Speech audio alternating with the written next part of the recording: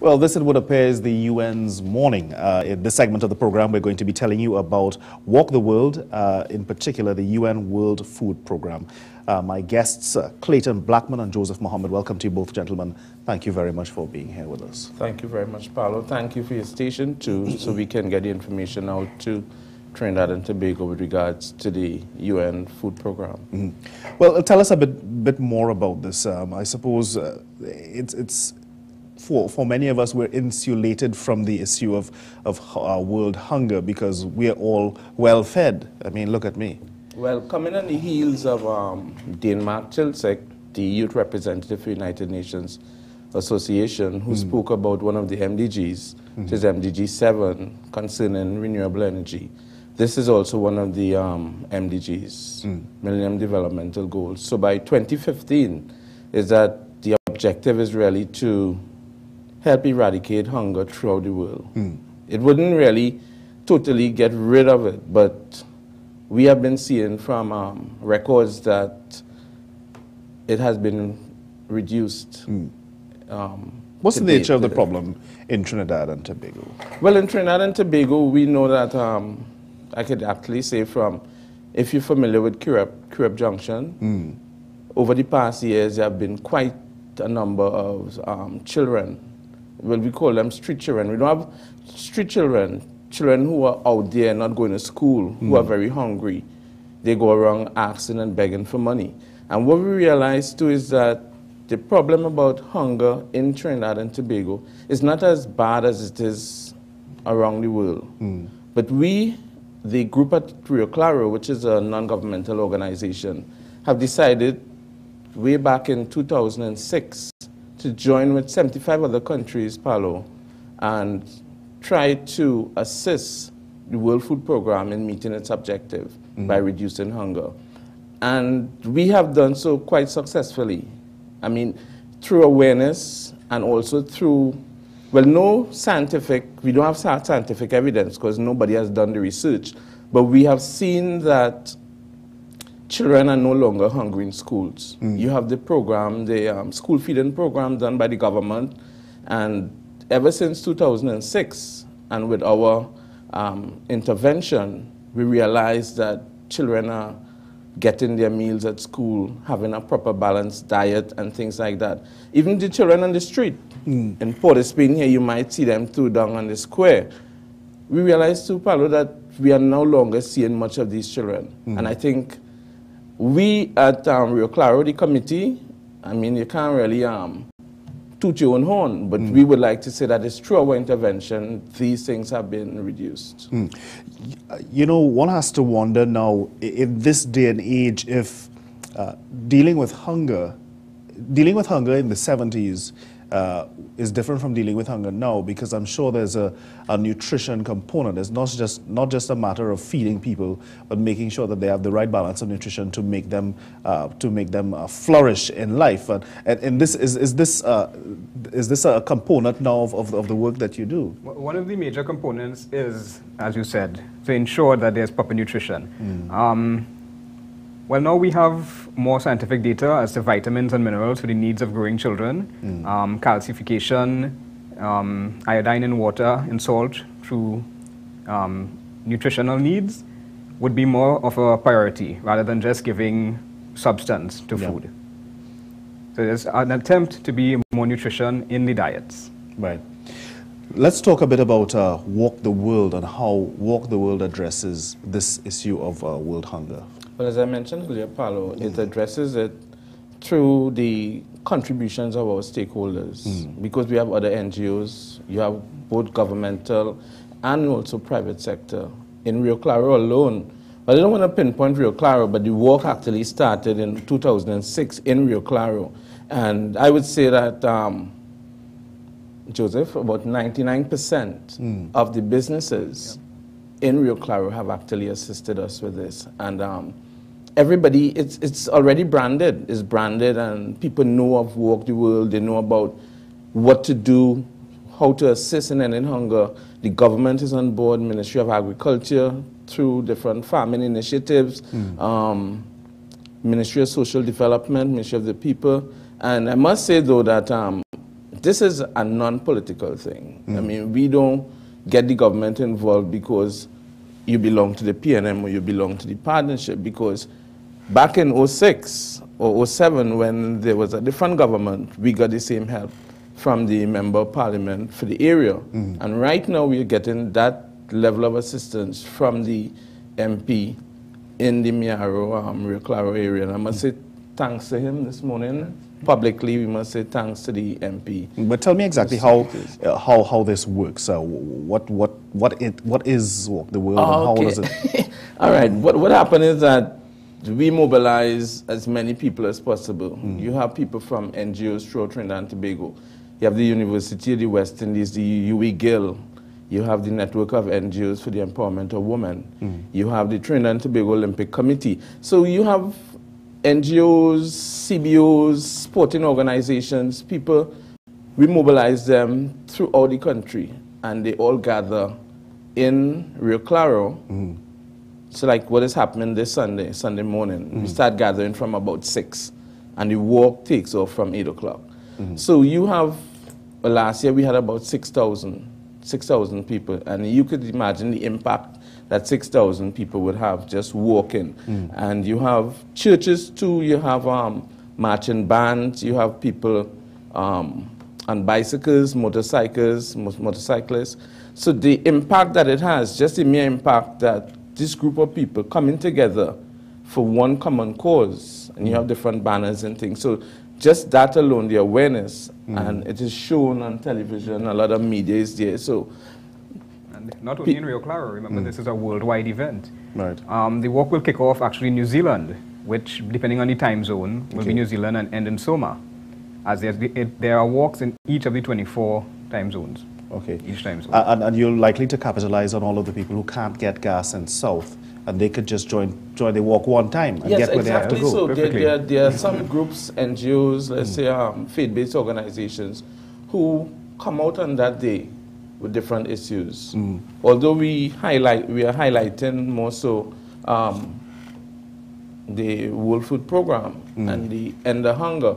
But you have people with different issues that come out on that day, because there's a part of the program after the walk that you come back, and then we have a whole ceremonial part of it where you have different speakers. You have the trade unionist representative. One year we had Mr. Abdullah. I'm not sure who's going to be there representing trade unions this year, but you have different people speaking on different issues. Right. But the main issue is really on eradicating hunger. Right. We have to take a short break, but so if there was somebody who was representing for the CPEP workers, representing for members of the MUST program, the HYPE program, would he be eligible for this walk as well? He is eligible for the walk, but Paulo, remember, we do not want another entity to come and take away from our main objective, which is the eradication of hunger. I don't know, I don't know for Mr. Manning. I think he's kind of a winner takes all, outshine the other. Well, he's invited too. Right. If he has an issue, he might want to. He has several, so maybe he might want to extend his walk to. But we'll see how. Well, we extend the invitation. We'll take a short break, folks. When we come back, we'll tell you a bit more about the Walk the World. Stay with us. We'll be right back.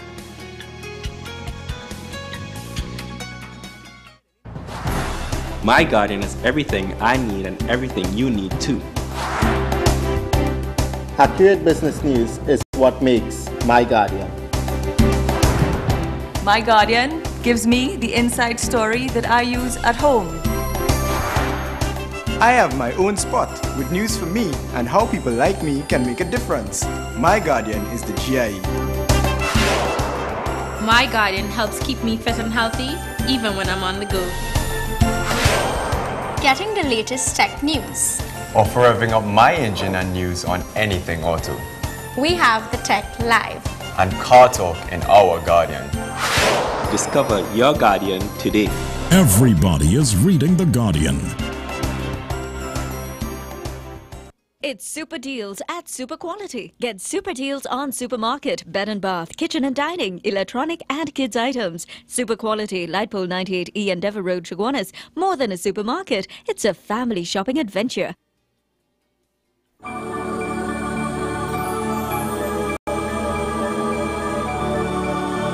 After 70 years, 7 Seas cod liver oil is still the most trusted source of omega-3 in the world.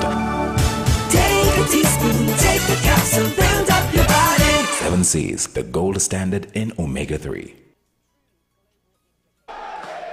Be viewing CNC3 for the special rebroadcast of the Movement for Social Justice Founding Congress. Hear solidarity messages from leaders of progressive. International Reggae and World Music Awards are coming to Trinidad and Tobago, and only CNC3 Television can provide you with a front row seat to this star-packed event. Join hosts Shaggy and Tony Rebel from 8 p.m. on Saturday, May 28th for exclusive live coverage from the National Academy of the Performing Arts, with live performances from Marshall Montano, Beanie Man, Terrence Riley, Freddie McGregor, Soca Elvis, Denise Belfon, and many more. The International Reggae and World Music Awards are live and exclusive only on CNC3 Television. The beautiful thing about America's Got Talent is it really represents America. I'm a comic. I'm a juggler. I do a Britney Spears impression. What's the dream? To see. The dream just came. This is a great moment for you. Do you remember when life was in amber? Wow.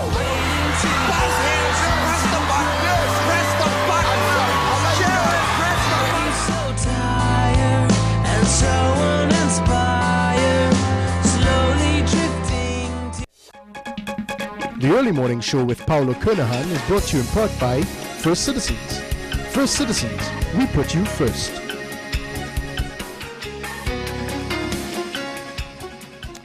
Okay, back we're talking Walk the World. It's a drive to end hunger around the world, not just in Trinidad and Tobago. There are bank account numbers to which you could contribute to this cause, but you could get those numbers, I would assume, on the Facebook. There you have Yes. you have the social networking going on. It's the End Hunger Committee, right? So people can go there and get more information. Gentlemen, one of the problems that arose during the Haiti crisis is that so many people were desirous of giving, but what was discovered eventually was that probably about half of what was donated somehow mysteriously disappeared. And as is the case with most events of that nature, is that unscrupulous people tend to take advantage of well-meaning citizens. And that makes things difficult for other groups out there who now want to rely on the good nature of human beings who would like to help others. Do you feel it's incumbent on you to give people the assurance that your organization is a legitimate organization on the up and up and is not involved in any kind of shady goings-on? I totally agree with you, Paulo, and I think that most of our doings are quite transparent because we are registered with the Ministry of Community Development. So therefore, a report each year is submitted to them. Not only that, too, is that there's a bank account and we have an audit. And what happens, too, is that the monies that we receive, 90% or more is passed on to the World Food Program. And that is done like probably within a month after we collect any money. Like what is happening this Sunday. Prior to that, we would have been collecting monies. So any member of the public or the government, we are open to scrutiny. As a matter of fact, we need more than we could really get, you know, and the kinds that come in are less cash and more good, you know, so therefore it's quite unlikely. And I think that the committee stands any scrutiny because we are quite transparent, and Mr. Chetilal, who we must mention, who is really, I'd say, one of the driving force behind the committee. I mean, he works day and night, and he has all his records in place, and anybody is free to challenge us or to come to check our books and see things like that. All transactions are quite transparent. Do you feel that your due diligence should extend to even what the World Food Program is doing?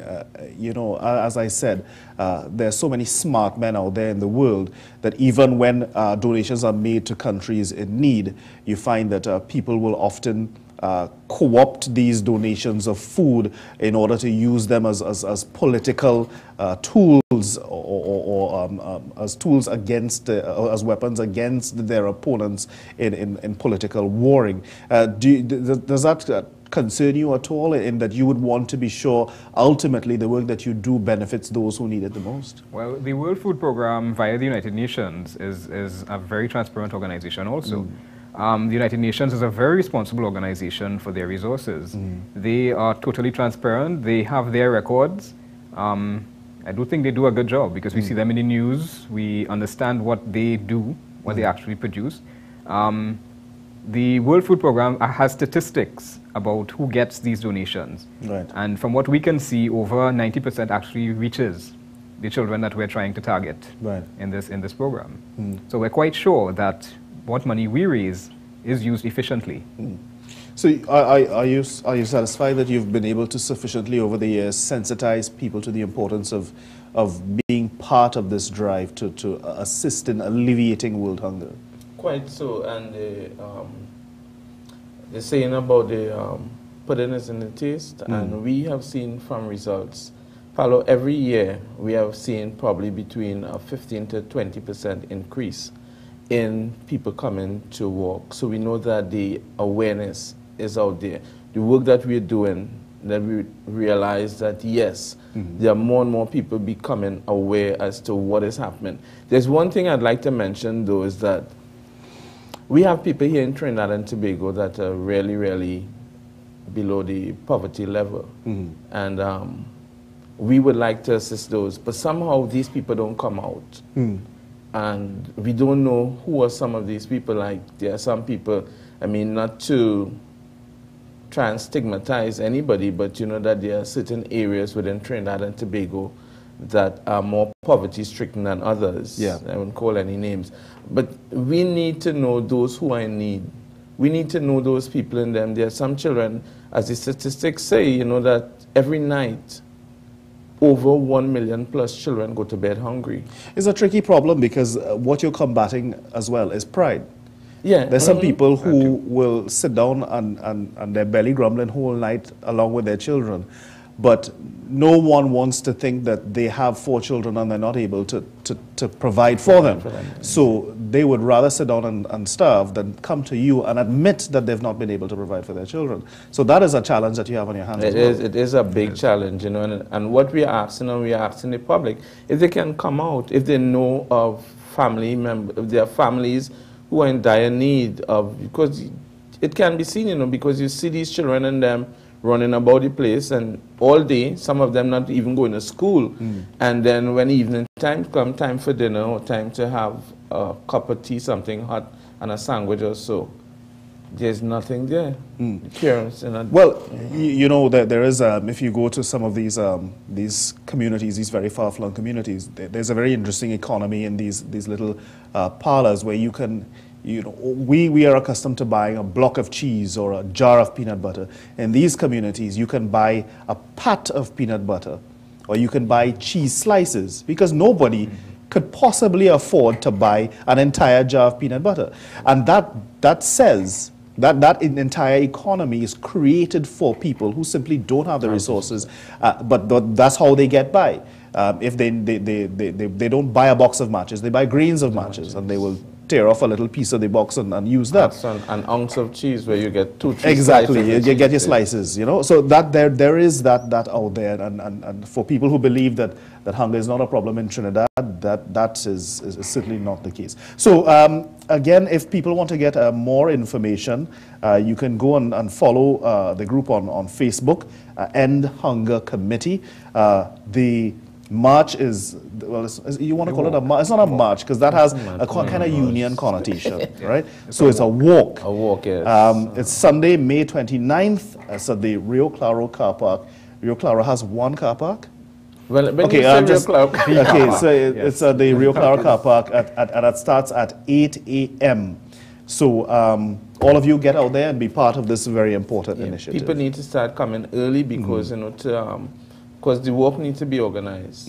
Because, you know, we section them off, and then because if we have sometimes cadet bands playing, so we need to place the the workers in them in such a way that the bands are in strategic positions. So therefore, they need to start coming out from like around 6:30, so we can organize, and even with the police. And Paulo, I want to take this opportunity to thank all those who have contributed in the past and continue to support us in Rio Claro. I think that that's very important because few of us watching out there, and you here sitting here with us, really knows the pain of not just you yourself going to bed hungry, but watching your child go to bed hungry. It's something that is very difficult to describe unless you've experienced it yourself. Gentlemen, thank you very much for being here with us. I hope that you have a lot of people out there on Sunday, and it's great work that you're doing. Thank you so much, Paulo, and just allow me to put a plug in for United Nations Association, the boat cruise tonight. No, they did that already. Come on. Come on, what kind of thing is that? My smart man. He's a smart man I was talking about. Folks, that's our show for this Friday. I hope that you have a fantastic weekend, and I will see you on Monday morning. That's if I get gas over the weekend.